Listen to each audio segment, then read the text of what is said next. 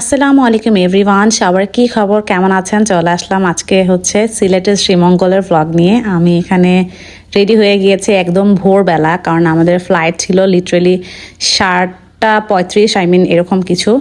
So আমাদের সকাল সকাল আমি তো পুরো 5টায় উঠে গিয়েছি, কারণ যেহেতু 6:30টার মধ্যে বাসা থেকে বের হয়ে যাব, আধা ঘন্টা আগে তো অ্যাটলিস্ট ওখানে পৌঁছাতে হবে।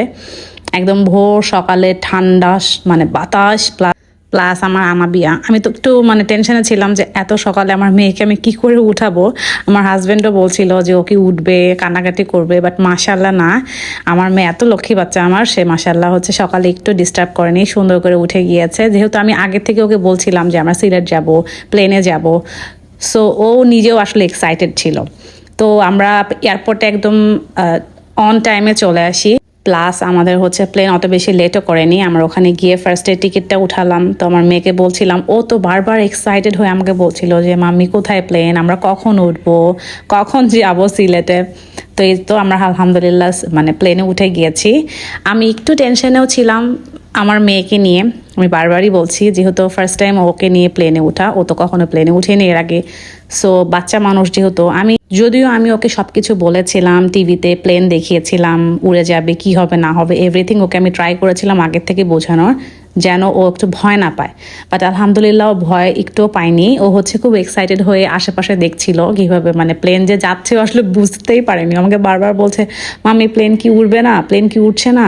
তখন আমি উইন্ডো দিয়ে ওকে বুঝালাম যে না, প্লেন এখন উপরে উঠে গিয়েছে। তো ও বলছে যে কিছুই দেখা যায় না, আকাশ দেখা যায়, আশেপাশে কে কি বলছে, কে কি করছে, ইচ অ্যান্ড এভরিথিং সে হচ্ছে অবজার্ভ করেছে। তা আমি ছোট্ট একটা টয় নিয়ে গিয়েছিলাম ওকে, সে বসে ওটা নিয়েই অনেকক্ষণ খেলেছে। সে খুশি হয়েছে যে তার সাথে একটা ছোট্ট একটা টয় আছে, সেটা তার সাথে নাকি সিলেট যাচ্ছে।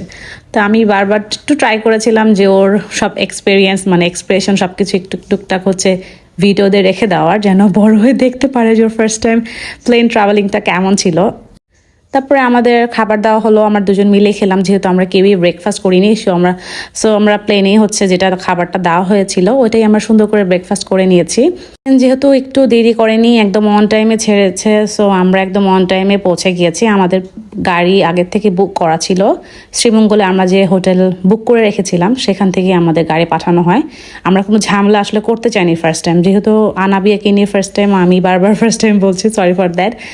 যেহেতু এত দূর যাচ্ছি, কখনোই ট্রাভেলিং করা হয়নি ওকে নিয়ে, আমাদের প্রথমবার। তো সব কিছু আমি ভাবছিলাম যে একদম যেন পারফেক্টলি হয়, কোনো কিছু যেন ঝামেলা না হয়। ওকে নিয়ে টেনশন করা বা গাড়ি নিয়ে টেনশন করা, হোটেল নিয়ে টেনশন করা, আমি চেয়েছি সব কিছু যেন ওর জন্য সিকিউর থাকে। আমি এর জন্য হোটেল ভালো দেখে একটা হোটেলও চেষ্টা করেছি এখান থেকে সব কিছু বুক করে যেতে।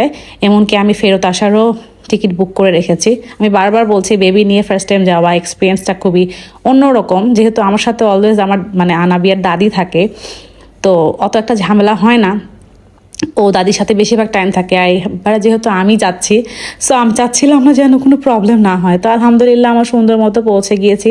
ও পুরা শ্রীমঙ্গল আসা পর্যন্ত পুরাটুকু গাড়িতে হচ্ছে ঘুমিয়েছে, তো ডিস্টার্ব করেনি। তা আমি একটু এক্সস্টেড ছিলাম, আমি জানি না, অনেকদিন পরে মনে হয় গাড়ি উবারে উঠেছি। তো উবার বলতে গাড়িতে, প্রাইভেট কারে লং টাইম ছিল, কেমন যেন একটা ফিল হচ্ছিল, ভালো লাগছিল না। তো আমি জাস্ট চাচ্ছিলাম যে কখন রুমে ঢুকবো, একটু ফ্রেশ হয়ে বের হতে পারবো। সো এই যে আমি আমার মেয়ে ওয়েট করছিলাম সব কিছু ঠিকঠাক করার জন্য, যেহেতু অনেক কিছু রুলস থাকে, কিছু জিনিস থাকে যেগুলো কমপ্লিট করতে হয়। আর এখানে তারা হচ্ছে গিয়ে ওয়েলকাম ড্রিঙ্কস হিসেবে পাপায়া জুস দিয়েছিল, যেটা পিওর পাপায়া ছিল। তো আমি পিওর পাপায়াটা না খেতে পারি না, আমার হাজব্যান্ড তো খেয়ে নিয়েছে, বাট আমি আর খেতে পারিনি। সো এই যে আমরা 304 হোটেলে যে রুম নাম্বার সেটাতে ছিলাম। এই হোটেলটা ছিল হচ্ছে প্যারাগন হোটেল। আমি মেবি ঢুকতে গিয়ে হচ্ছে ছোট্ট একটা ভিডিও দিয়েছি, হোটেলের নামটা প্যারাগন। এটা আপনার গ্র্যান্ড সুলতান থেকে খুব বেশি দূরে না, একটু ভিতরে, বাট খুবই সুন্দর, খুবই সুন্দর। আমি এর আগে এটা রিভিউ দেখেছি। সো আমি ঢুকে রুমটা আমার খুবই পছন্দ হয়েছিল, বিশাল একটা রুম ছিল।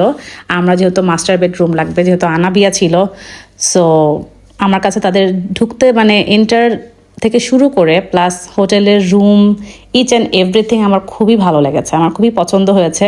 বিশেষ করে যে রুমের বিশেষত্ব ছিল হচ্ছে বারান্দাটা। বারান্দাটা ঢুকলে, বারান্দা দাঁড়ালে দূর থেকে যে ভিউটা দেখা যাচ্ছিল, এত বেশি মনোমুগ্ধকর, এত সুন্দর লাগছিল, আপনারা দেখতেই পাচ্ছেন। খুবই ভালো লাগছিল, মানে পুরাটা শ্রীমঙ্গলের হালকা একটা সুন্দর যে চারিপাশ যে সবুজ প্লাস এত বড় আকাশটা একদম স্পষ্ট আকারে দেখা যাচ্ছিল বিধায় আমার আরও এই বারান্দায় এসে আসলে বেশি ভালো লাগছিল। আর আমার মেয়ে তো মাশাল্লাহ সেই খুশি, সে বিশাল একটা রুম পেয়েছে, বিশাল বেড। সো আবার আমার যে রুমের মিরর ছিল এটাও আমার খুব পছন্দ হয়েছিল। আর এটা ছিল তাদের ওয়াশরুমটা। ওয়াশরুমটা খুব বেশি বড় না, আই থিঙ্ক হোটেলের জন্য ঠিক আছে। আমার কাছে ওয়াশরুমটা খুব পরিষ্কার পরিচ্ছন্ন প্লাস খুব ভালো লেগেছে। আমি এই জন্য আগে ঢুকে সব চেক করে দেখছিলাম। আমার হাজব্যান্ড দেখাচ্ছিল, দেখো এটা হচ্ছে লাইটিং যে মিররটা থাকে সুইচ কালার চেঞ্জ করে, সেটাই আমাকে দেখাচ্ছিল।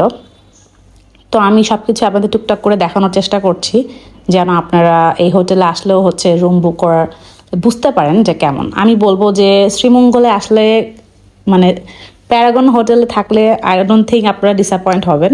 এখানে ছোট একটা ফ্রিজ ছিল রুমের ভিতরে, এটা যেটা অনেক বেশি প্রয়োজনীয়, বিশেষ করে বাচ্চা কাচ্চা থাকলে না আসলে এসব জিনিস অনেক বেশি হেল্পফুল হয়। তো এই যে কিছু কফি ড্রিঙ্কস, দেন হচ্ছে একটা যে হট ওয়াটার পট যে থাকে সেটা ছিল। আমি যেহেতু আমার মেয়েকে নিয়ে গিয়েছি, সো আমি একটা কুকার যেটা বলেছিলাম কুকার কিনে নিয়েছিলাম, সো আমি ওটা নিয়ে গিয়েছিলাম, আমার এটা নিয়ে কোনো টেনশন ছিল না। দেন আমরা সবাই ফ্রেশ হলাম। আমি তো গিয়ে আগে শাওয়ার নিয়ে নিয়েছি, বললাম না আমার কেমন যেন একটা লাগছিল, মনে ছিল মাথা ঘোরাবে। সো এই তো রেডি সেডি হয়ে আমরা এখন বের হচ্ছি, নেক্সটে দেখাবো আমরা কোথায় কোথায় গেলাম ইনশাল্লাহ। আল্লাহ হাফেজ, আসসালামু আলাইকুম।